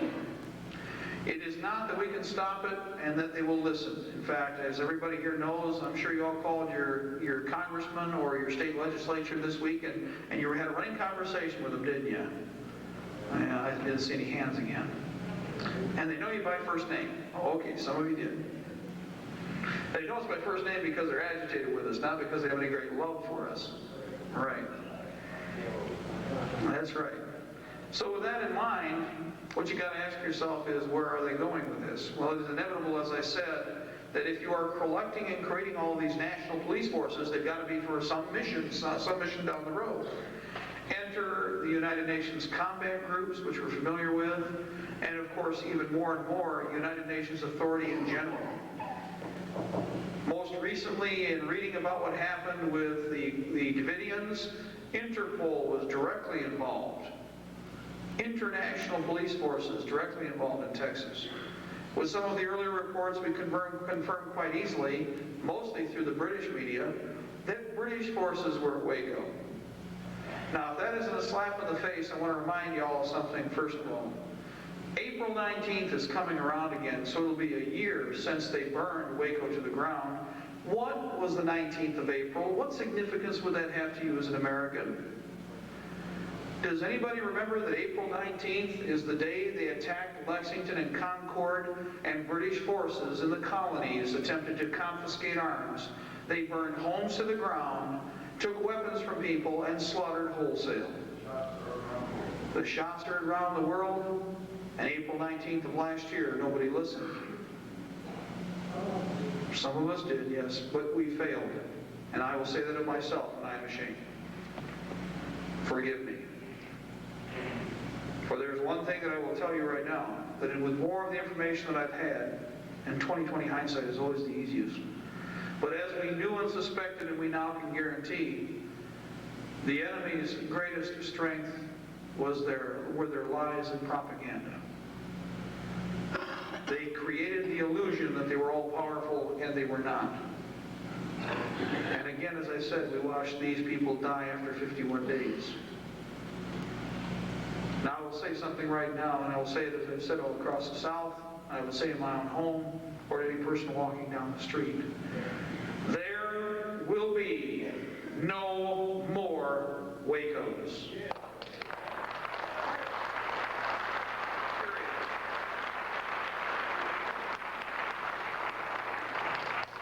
And the reason that I say this is important, because there were people from all over the country who could have done something. And one thing that a gentleman said 2 nights ago to me is this: where were the ministers of our land? Without force of arms, only 2 ministers tread across the country and tried to peaceably step forward. 2, and how many are there in this nation? Media lies. Yes, the media lies. I agree with that. I will fully agree with that. But the point is this: don't we all say, I don't care who your relative is, do you trust the government right now? No. You think how many times have your relatives told you the exact same thing? And it's not really your government, because obviously you're not trusting it, therefore they're not your representative. But how many people have you heard say that who turned around and said they believed everything that was said on the national propaganda machine? Now, I was not there, but I did do what I do best, because I was trained to do it. I did the exact same job for myself that I did when I worked for the government.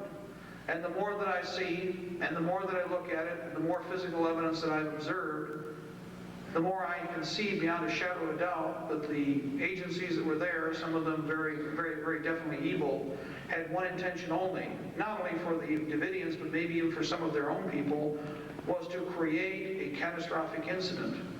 They would have preferred a total victory the first day, but they didn't get it. And that was purely by accident, an act of God perhaps. But the fact of the matter is this. More than one agency was involved in the activity. Right from the beginning, the FBI was there, contrary to popular belief. And in fact, it was the FBI who responded to the activity when they were called on the phone, not an ATF officer. Command and Control and some of the people on the helicopter were directly affiliated with the FBI. So we curse the ATF because they were the ones pulling the triggers, but you often wonder which is worse, the henchman or the one promoting the henchman. Which is more diabolical.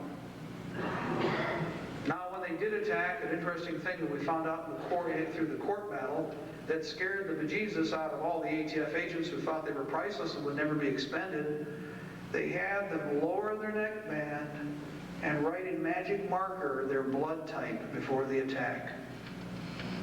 Something that they had never done ever in any of their tactical operations.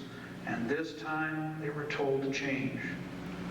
It is obvious that the mercenaries were considered to be expendable. So you see they were playing both sides against the middle.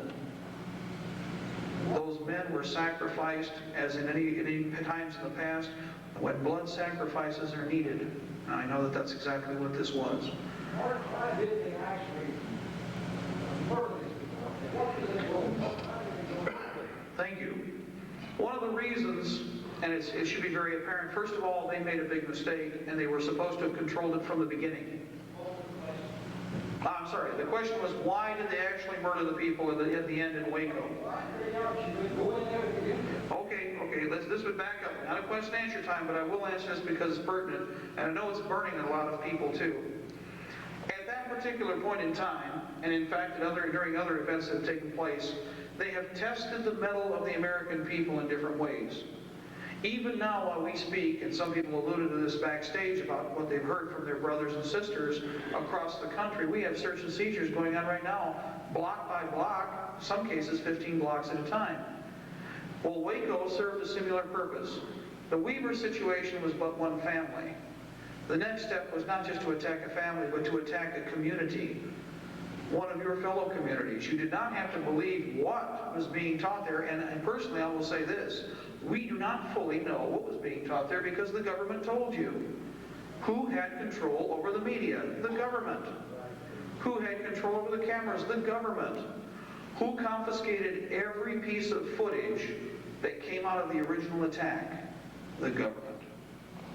Cameras were rolling from the moment they came on the property, and virtually every moment of the attack was videotaped. What told me, even if I listened to nothing else, what told me that the cameras had damning evidence on them was this. After they were done and had exterminated the people there, and when they went to the alibi stage where they had the talking heads on TV, not one single piece of footage was used as evidence to demonstrate the innocence of the government. Am I right or wrong? Now, who controls all of the videotape possessed? The government. And why is it they did not show a single piece of footage? Because legally, like any other situation, once you open that can of worms, people will say this, I want to see it all. So rather than even show any of that footage during the makeup operation, as it said here, to conceal the murderers. Remember what it said in the Declaration of Independence?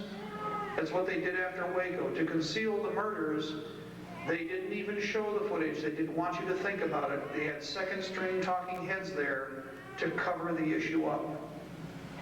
That was damning enough for me, because with intelligence, the rule is, if the resource is there, and if the resource is viable, and it's not being used, it's because it's contradictory to what they are saying. He had evidence themselves, yes. Another thing about that is, remember this, Because the government controlled all of the footage, may I remind you that any of the time we've had situations of this type, they will show you the footage over and over and over if it's favorable. If there had been footage of some poor ATF agent going up and serving papers, you'd have seen it for 51 days, non-stop, in slow motion, from different angles, from different directions, from a ground shot, from an air shot. Instead, I'll tell you what I saw, which made me most disgusted yesterday, and I watched it this morning,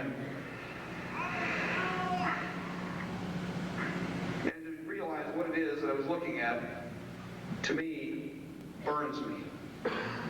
When they shot the people in the first attack when they left, they took the body of one of the people that they claimed they'd shot a distance away, and they strung him up on the fence kind of as if he were crucified within eyeshot of the church, so that his husband and wife, or his wife and children could see him hanging there for days on end.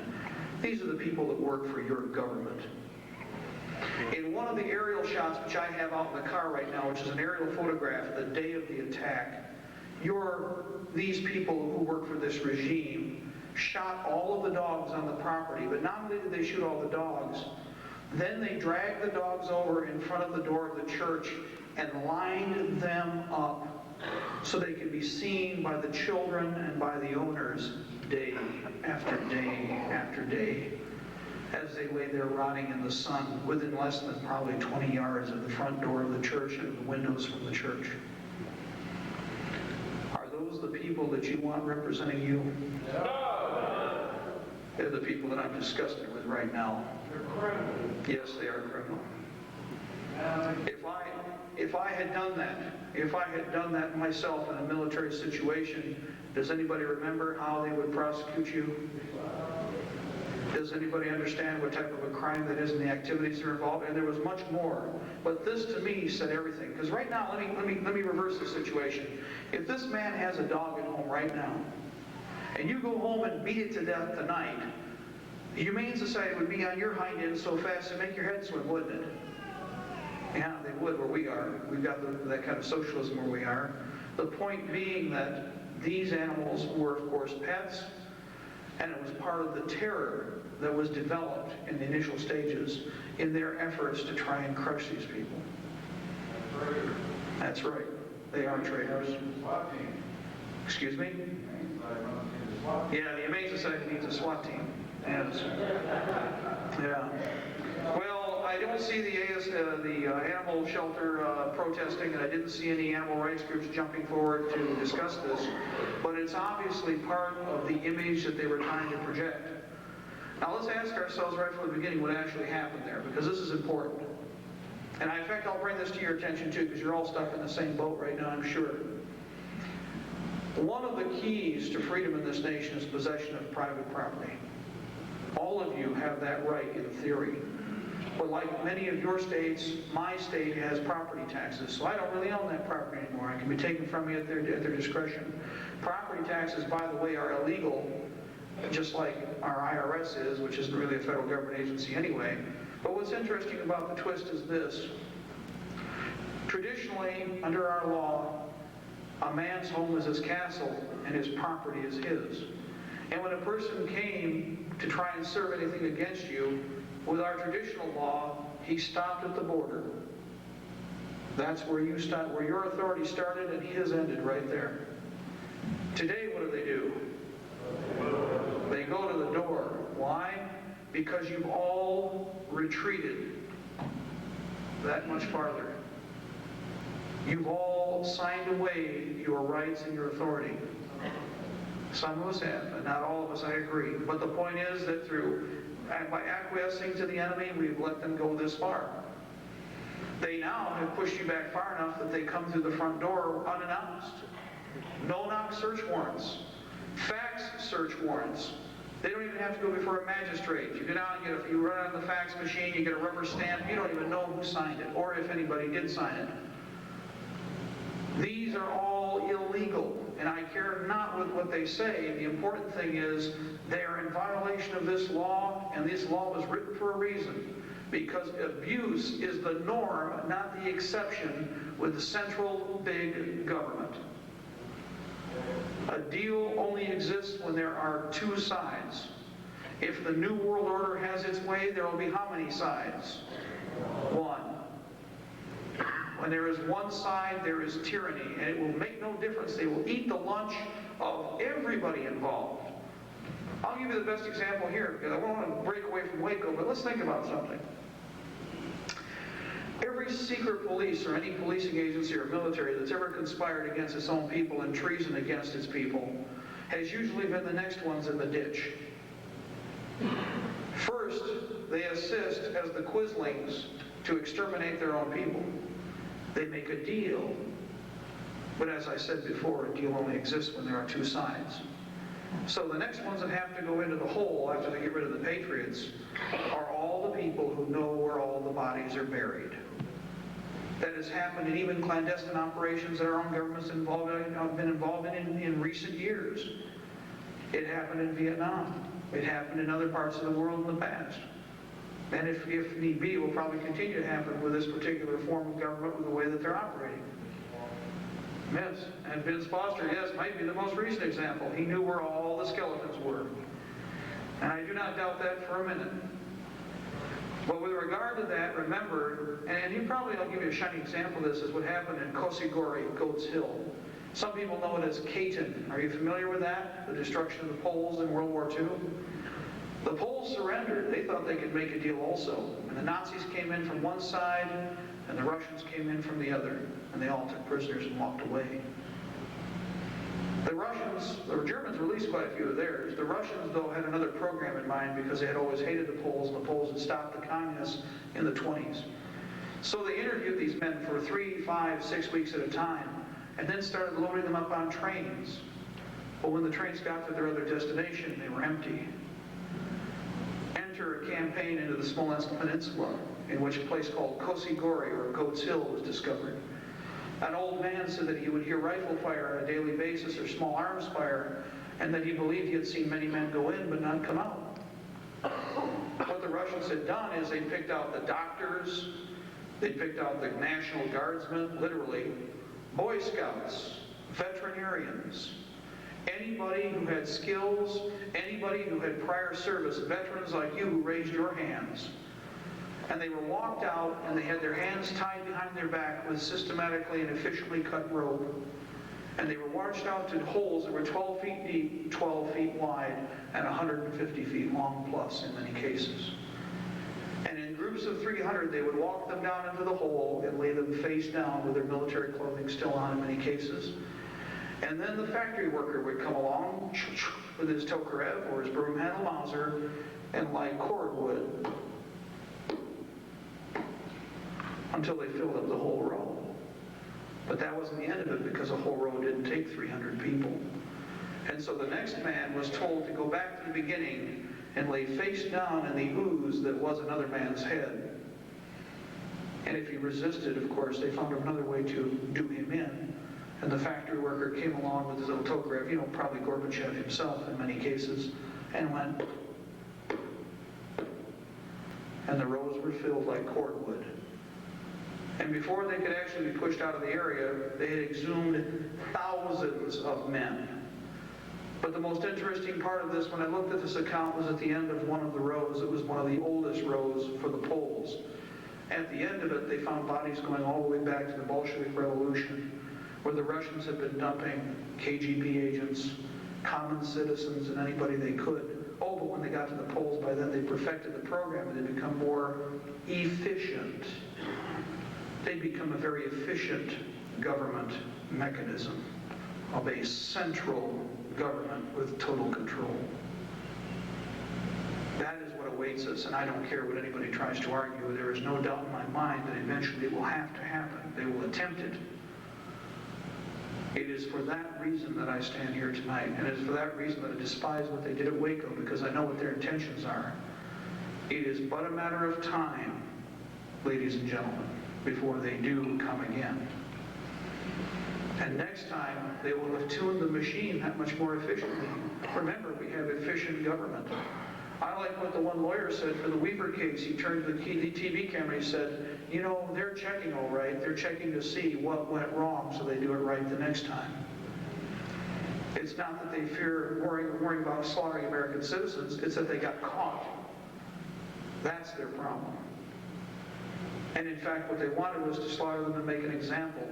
The objective behind Waco was to, number one, go in with a lightning sweep, with a hammer and anvil operation that's classic to any military formation. A maneuver element, a group of men went in from one direction as the assault force, the hammer. The air mobile force that was described was supposed to originally set up some harassing fire. The troops were to be dropped beyond the church. They were to dismount and become the anvil. And through their shock attack, they were to drive the occupants of the church in these homes out the other side. Those that they did not kill or wound would then be taken in by the hammer element or the anvil element outside. Ergo, lots of press coverage. You would have had screaming little children coming in little huddles like groups of chicks or ducks. You'd have had some dead still clutching perhaps their weapons, though there were very few, as we find out now, that they had available, unfortunately.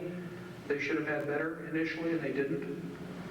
They would have had the screaming mothers with their children, some of them dead, as we now know it did take place, blood on their face, and obviously examples of the tyranny of this situation, because these poor people wanted to live together.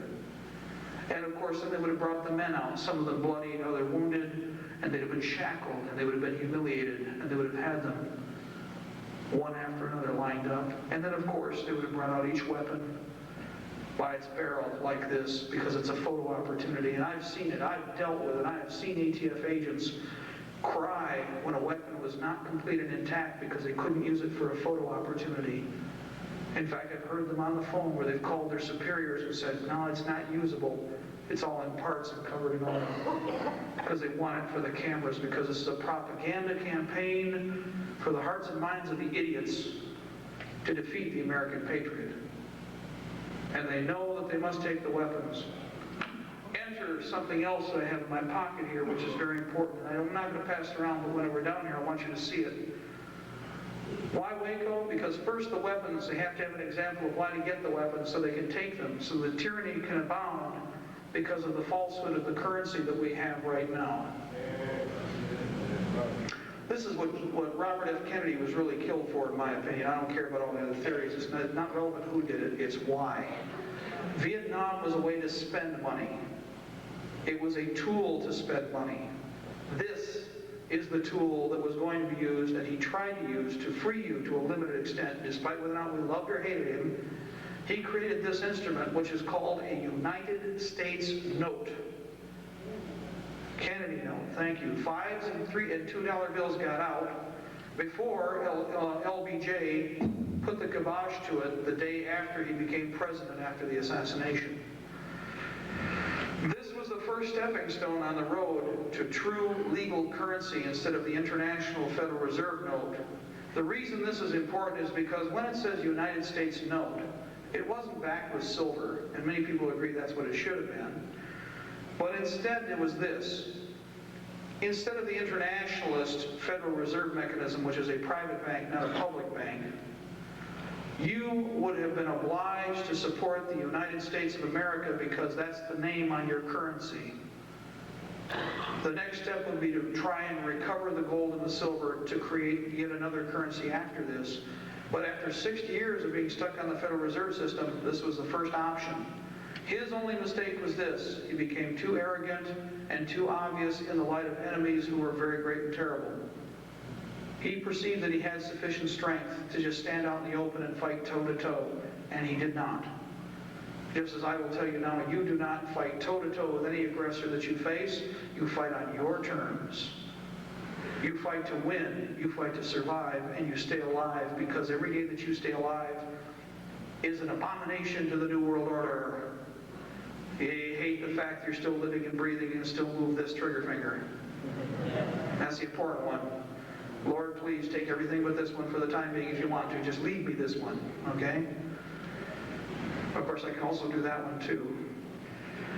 But the point is that this currency was important. And this is why all these other things have come about. We have gone from being a loaning nation, a nation that had great power and integrity, to a nation of debt. of debt in all circles, and there's not a person out here who does not have a debt, I know that, of some type, to some degree, smaller or greater. But the fact of the matter is that we're fueling their machine. You can only do this for so long. Does everybody understand that? It's kind of like, I shouldn't use this circle. You know the other circle? It's like a toilet. That's how it works. That's how it functions. As that Coriolis gets smaller, people are grabbing faster and faster for what little money is available. The money really isn't there, and finally it's all gone. But when it goes, what do you got left? Lots of debt.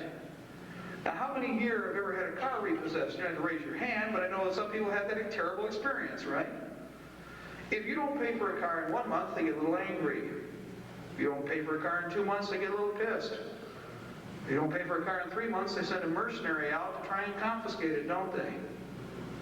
Because you have a debt you have not paid. That's why the money ties into the threat to liberty of the Constitution and why the arms have to be taken. Because rule number 1, possession is 9/10 of the law. Isn't that true? And even if they want to take the car at 3 in the morning, we all know how that works. Okay? So it also works here with the great expense that they've created for us in terms of national debt. And so the weapons have to go before we realize that someone's going to foreclose. It is inevitable. In fact, right now we have been paying on the principal for years. This month or last month, or maybe into next month, and it's within this next 3 months, we will not be able to make our payments on the interest.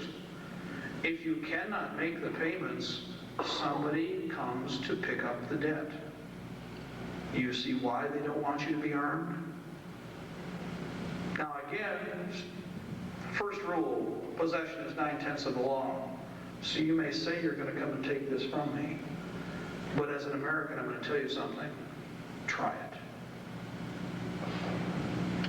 Tyranny has many faces and many angles and many approaches, and they've tried many ways in the past, and they will try many ways in the future after we win to come at this document. Another thing I'm not ignorant of is this, and you had best not have any illusions also. The best that you can do with all of your efforts, because of the nature of freedom and liberty, is to secure a future for the next generation only. Not for 100 years, but we must start thinking that way. We must think as our enemy does, not 2 years down the road, not to the next mortgage payment, not to next week's next meal, which has got most of the planet thinking that way, 3 meals away from starvation. You must start thinking as your enemy does, a decade out, 50 years out, and 100 years out. When we raise the banner of liberty and we stand with this flag, where do you want to be 10 years from now? Where do you want to be 50 years from now? Where do you want your children, your posterity to be? The people you're going to hand the flag on to, where do you want them to be? And how do you expect to preserve it if you do not teach them properly? A little bigger task than we started out with at the beginning of the evening, isn't it?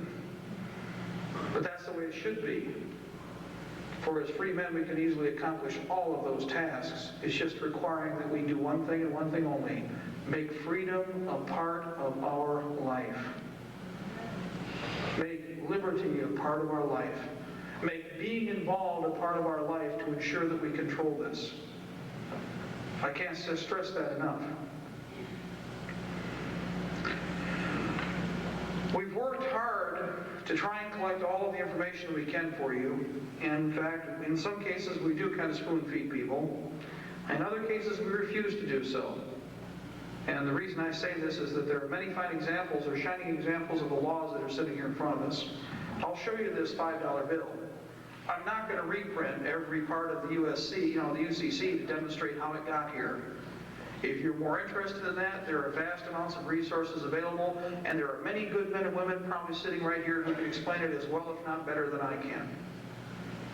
What I will do is try to tie all of this in for you. So if you noticed how we started with gun control, which went to the money but still is affiliated with gun control, which is also tied into education and how they're changing our children's minds, and how important they all come together and how they bond as one. Well, because of that, and because of all of the other activities that we've been involved with, I eventually formulated and come up with one basic rule: don't stop. Not a single thing that I've learned could I ever throw away, and that's pretty hard. I think all of you might have already experienced that before you sat down here tonight. You might have heard originally a little piece of it, didn't you? A little part, and you thought, get away from me. Oh, this is going to be crazy. This is bizarre. But then as you learned part of it, and you picked a little bit more up here, and picked a little bit more up there, and you realized it started to snowball, and then you thought, boy, even as you were collecting it, well, I got to get out of this. You try to set it back down and turn away. Okay. Didn't work, did it? Am I right? Yeah.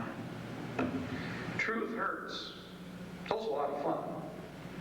You know what the most fun I have is being able to show somebody just exactly how they can liberate themselves. We can all do that. You know what's a lot of fun is having somebody's eyes open to finally realize the significance of this document and how it's theirs and not somebody else's. How it's their personal property. You know what's the most inspiring is being given the opportunity to pass it on to my children. And I still haven't had quite the time because I got a lot of other friends out here, don't I? I know. So I don't spend as much time as I'd like to with my children. Fortunately, they're with me here tonight, by the way. I haven't dragged them out here and shown them to you. Well, wait. But because of them and because of you, I know for a fact that we are going to be set upon an arduous task. I know for a fact that there's going to come a time now, ladies, and ladies, I turn to you first, when you are going to have to face a very cold reality. That there's going to come a time when we are going to be aggressed against. And every one of you who love your husband or your boyfriend, know that you're going to have to face them and be strong. And why are you going to have to be strong? Because it's harder than hell for us to let go, knowing what we cherish, and walk away from it knowing we might not come back. It's a great expense. And that's why we need you first, every one of you.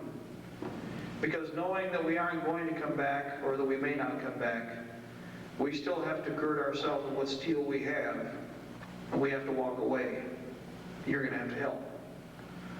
That means you're going to have to become the backbone at home, the iron rod, the pillar that the family will then rise upon because we are not there, that they'll have to rally around. Grandmothers, grandfathers, you'll have to take our places.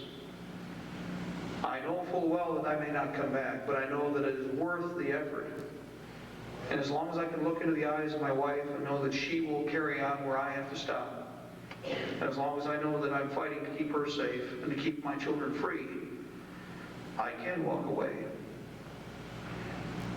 Throughout the history of this nation, this has happened in the past, hasn't it? You can all picture it in your own minds. In the Revolution, as the firearms were heard down the road from Lexington, women cried. Children grabbed at their father's pants hoping that they wouldn't leave. Fathers had a tear in their eye. But they also knew their responsibility. And so they had to shake off the child and head on down the road. In the War of the Rebellion, here in this state, like many others, our whole populations were decimated. And the women had to be strong again. And they became the bookkeepers, and they became the people who kept the memory and the log of those things that took place and passed them on to their children. So they can remember that the men who left, no matter which side they were on, because I'm from the north, no matter which side they were on, they were honorable. They were honorable men. As shepherds, gentlemen, will you stand for your flock and your family now? Yes or no? Yes. If need be, when the time comes, I'm going to pick up this flag and we're headed towards Washington or wherever, but I know eventually we'll end up in Washington. 6 years down the road, 8 years down the road, 10 or 20 years down the road. It may take 25 yards at a time to do it. I may be dust by the time it is accomplished. But if it happens, there's one thing I will ask you all now. When I fall and the flag is left in my hand to be picked up, who shall pick it up and replace me? Raise your hands then. Then the Republic shall survive. And God